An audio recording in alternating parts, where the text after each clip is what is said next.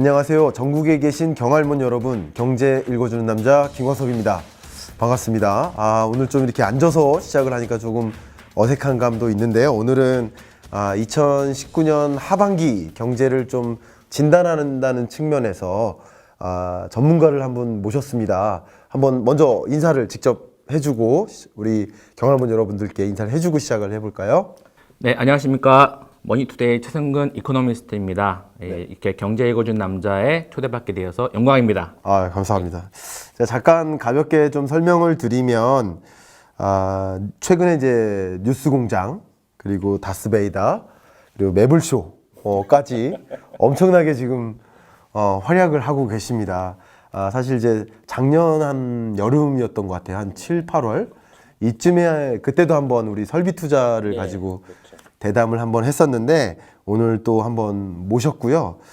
지금 머니투데이에서 이코노미스트로서 경제를 분석하는 전문가로서 활동하고 계시고, 특히 이제 소프트 랜딩이라는 그 하나의 뭐라고 해야죠? 그게 칼럼 코너를 매주 진행하고 있기 때문에 뭐 관심 있으신 분들은 또 검색해서 보시면 될 것 같습니다.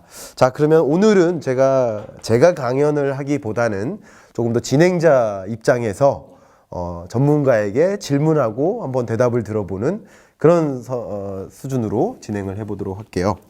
자, 먼저 한국 경제에 대한 현황 어떻게 판단하고 계십니까? 그림을 좀 보여드릴게요. 먼저. 또 수고스럽게 직접 준비를 해오셨네요. 이게 이제 성장률, GDP 성장률 이 현황인데요. 보시면 이게 전기 대비, 그러니까 전 분기에 비해서 GDP가 얼마나 증가했는가를 보여주는 수치입니다.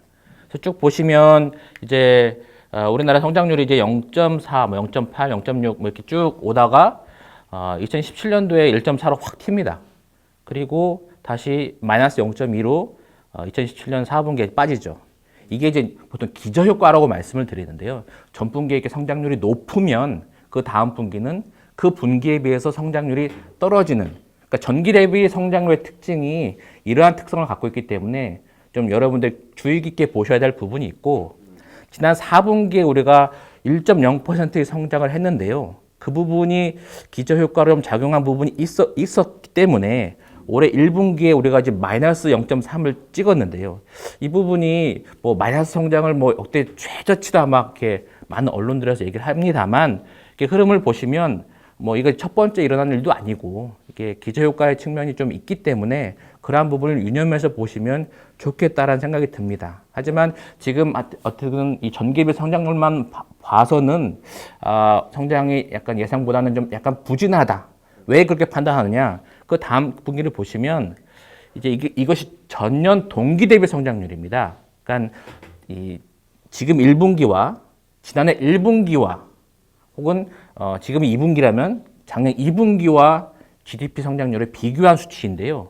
쭉 보시면 이것이 이제 한 2.4, 뭐 3.0 이런 수치를 쭉 보이다가 올해 1분기에 아까 마이너스 0.3을 찍은 올해 1분기에 전년 동기 대비 1.8% 성장률을 기록합니다. 그러니까 이것이 추세적으로 좀 이렇게 최근에 와서는 이게 굉장히 변동성이 커진 모습을 볼 수 있는데요. 이러한 부분을 감안하더라도 1.8 전년 동기 대비 성장률은 좀 예상보다는 낮다. 왜 그러냐? 그 부분을 한은의 설명을 좀 들어보면 첫 번째는 설비 투자입니다. 작년에 우리가 대담한 것처럼 설비 투자가 전년에 비해서 상당히 2017년, 18년도에 많이 이루어졌다가 그 후에 이것이 확 줄어들면서 그 부분이 이전에 비해서 증가율이 낮아졌기 때문에 뭐 설비 투자액 자체는 뭐 비슷할 수는 있겠으나 증가율이 줄어들었기 때문에 그거에 따른 기저효과가 많이 작용했기 때문에 올해 1분기 와서는 그것이 상당히 GDP 성장률에 악영향을 끼쳤다라고 판단하는 것이고요. 두 번째는 정부의 이제 정부 기여도가 상당히 떨어졌습니다. 그러니까 지난 4분기에 우리가 이제 전년 동기 대비 보시면 3.1% 성장을 했는데요. 이때 정부 소비가 상당히 늘어납니다. 이 성장률 기여도라는 게 있는데 3.1% 성장률에 거의 1%포인트 가까운 포인트를 이제 정부 소비가 차지하고 있었는데 그 부분이 이제 1분기 와서 이게 좀 비수기이고 또 정부 소비가 크게 늘지 못하다 보니 정부의 성장 기여도가 많이 빠집니다. 그래서 그러한 두 부분이 많이 작용을 해서 1분기 때의 성장률이 굉장히 예상보다는 둔화됐다. 이렇게 보시는 게 객관적인 경제 상황의 평가라고 볼 수 있겠습니다. 자, 그러면 제가 경알못 입장에서 그냥 질문을 드리거나 뭐 제가 싸우고자 하는 건 아닌데 나름대로 반박에 혹은 다른 생각을 갖고 있는 분들이 있을 수 있으니까 그런 측면에서 한번 한 가지 질문과 코멘트를 한번 드리면 어쨌든 우리가 흔히 생각하고 있는 2.5%의 경제 성장률 이 개념은 지금 한 장 한번 넘겨봐 주시겠습니까? 그 개념은 지금 보시는 것처럼 이 0.3 마이너스 0.3%라는 전기 대비 경제 성장률 때문에 지금 굉장히 위기 상황이다라고 표현하기보다는 다시 넘기시고요. 전년 동기 대비 경제 성장률 1.3%, 1.8%로 좀 보는 것이 또 적합하지 않을까 하는 그런 판단이신 것 같고 부진한 건 맞지만 이게 상당히 통계적으로 기저효과 때문에 좀 어려워 보이는 거지 그 정도는 아니라는 그런 판단이신 것 같고요. 다만 이제 아까 지금 근거로서 이제 되신 것 중에 정부의 기여 효과가 좀 많이 줄어들었다라고 말씀하셨지만 보통 이제 시장에서 혹은 이제 여론에서 생각하기에는 2018년 1분기에 아니면 2, 3분기에 써야 될 예산을 조기 집행해서 엄청나게 투입했다라고 보고 있는데 그 부분에 대해서는 좀 바로 납득은 안 가는 것 같아요. 어떻게 설명해 주실 부분인가요? 보시면 이 1분기, 2분기, 3분기, 4분기가 있지 않습니까?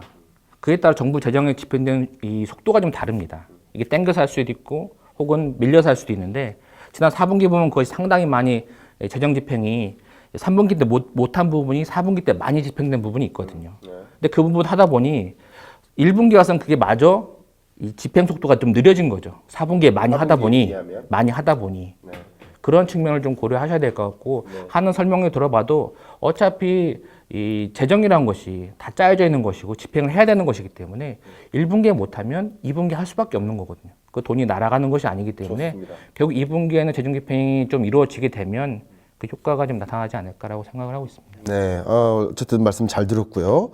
그러면 그런 판단 하에 2019년 하반기에는 또 어떻게 전망이 되는지 한번 말씀 간략하게 해주시겠습니까? 네, 그래서 이제 각 기관들이 요즘 이제 전망치가 나오는데요.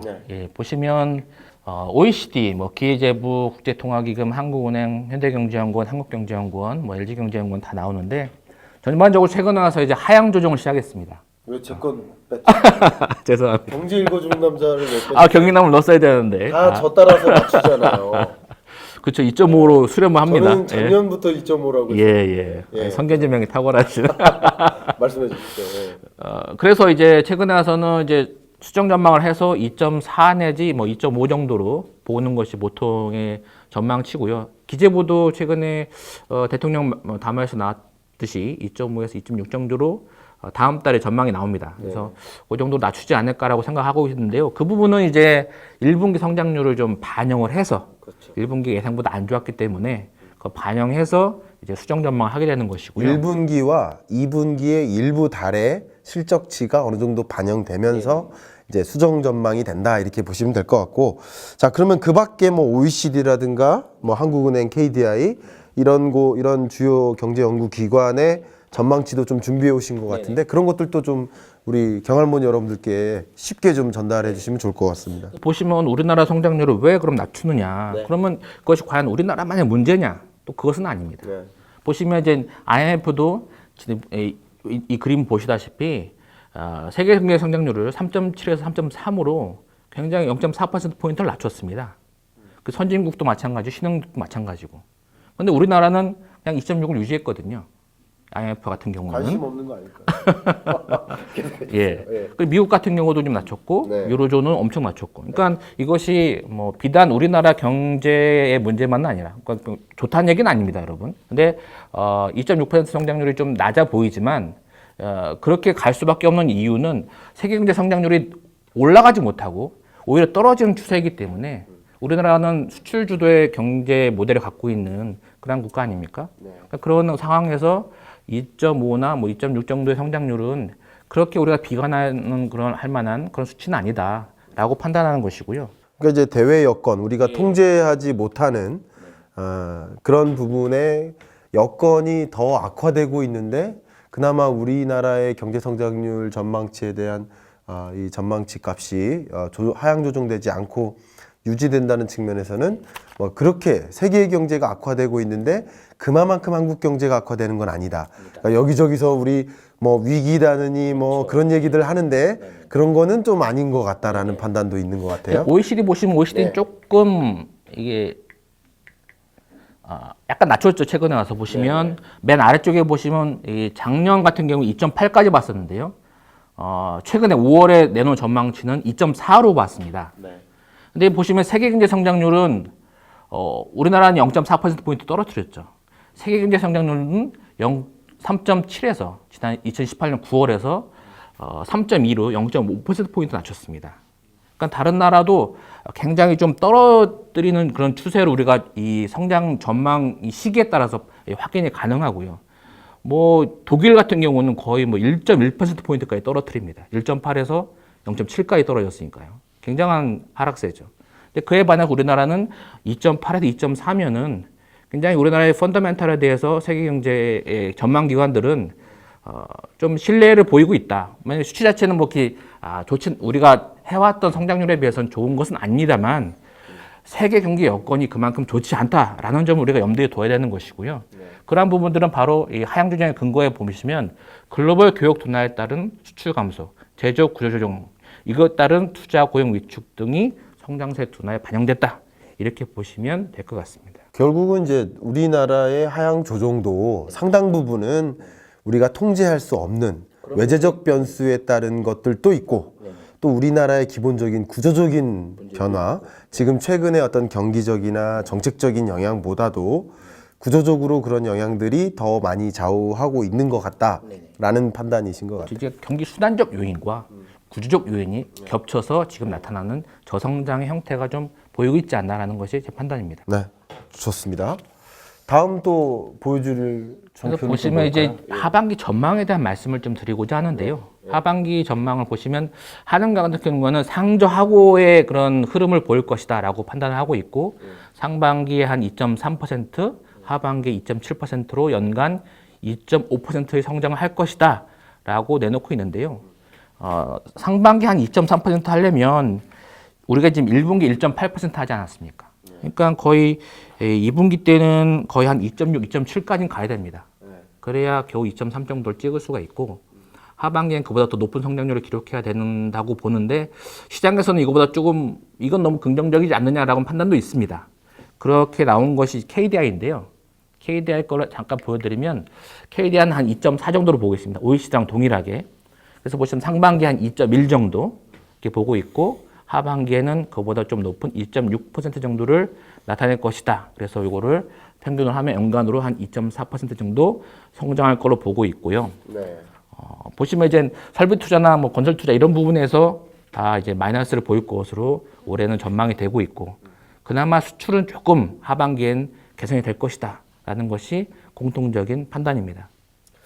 결국 이제 KDI까지 나름대로 정부 사이드에서까지 경제 성장률 전망치를 이제 2.5 밑으로 바라보고 있다는 점에서는 이제 우리 경제가 호락호락하지 않다 이런 느낌은 드는데 근데 이것은 정말 지금까지 말씀하신 느낌으로는 어쨌든 위기 상황까지는 아니다라는 이야기가 좀 주된 것 같아요.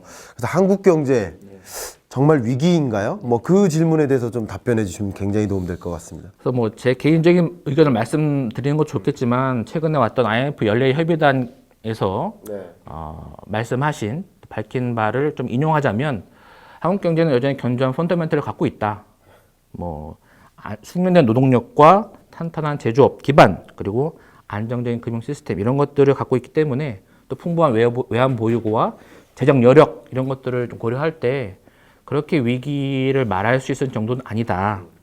그리고 다만 이것이 이제 그 다음 페이지를 보시면 중단기적으로는 아까 말씀드린 바대로 이 글로벌 경기 여건이 경기 수단적 요인에 의해서 좋은 그런 상황이 아니다. 최근에 이제 트럼프와 시진핑 간의 갈등을 보더라도 이게 단기간에 풀릴 문제가 아니기 때문에 그러한 부분에서의 역풍이 이제 예상되기 때문에 그에 따른 조치가 필요한데요. 이건 아까 경영남께서 말씀하신 것처럼 우리가 컨트롤할 수 있는 부분이 좀 아닌 그런 부분들이 있습니다. 그렇기 때문에 우리 내부적으로 그걸 감내하기 위해서는 결국 재정의 역할이 좀 필요한데요. 빨리 추경이 좀 통과가 돼서 이러한 부분에 대응이 이루어진다면 이러한 어떤 경기 수단적인 하강 곡선을 좀 이렇게 우리가 만회할 수 있는 그러한 조치가 되지 않을까라고 기대하고 있습니다. 네.